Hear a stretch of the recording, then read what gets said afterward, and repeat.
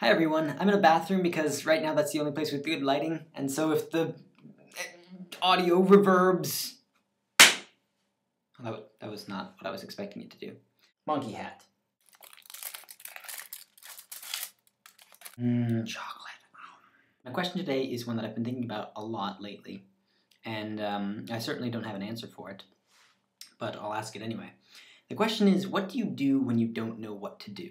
Or not necessarily what do you do when you don't know what to do, but what do you do when you know what you want to do, and you know that you want to do what you want to do, but you don't know what you want to do? That didn't make any sense at all. What I mean is, you know you want to do something, but you don't know what that something is. You know you want to do the right thing, but you don't know what the right thing is. And you don't want to do nothing because doing nothing is something, and you're afraid that inaction is, in fact, the wrong action.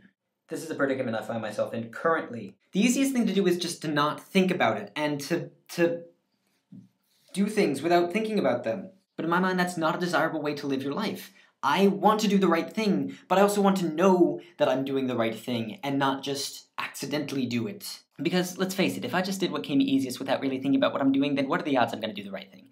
Not very good odds. Related question, or different wording of the same question, is how do you know the will of God? Because I'm pretty sure that doing the right thing and the will of God are the same thing, right? I've heard a lot of people talk about prayer and say that sometimes God says yes, sometimes God says no, and sometimes God says wait. That gives me two questions. One, what do you do in the meantime when God says wait? Because waiting is something to, you can't just... It's impossible to do nothing. Doing nothing is something. It's doing something. If you're doing nothing, you're doing something, and that something is nothing. So you can't just do nothing. You actively waiting. What do you do when you're actively waiting?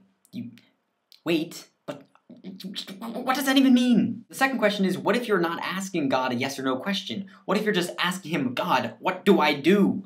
There, the only answer that would make sense grammatically would be wait, but again, we run into the same problem as the first question had, so you can't do that. Oh, look, you can see my hand in the mirror behind me. So, your thoughts. What do you do when you don't know what to do? Yeah. Okay, that's it. I'm done.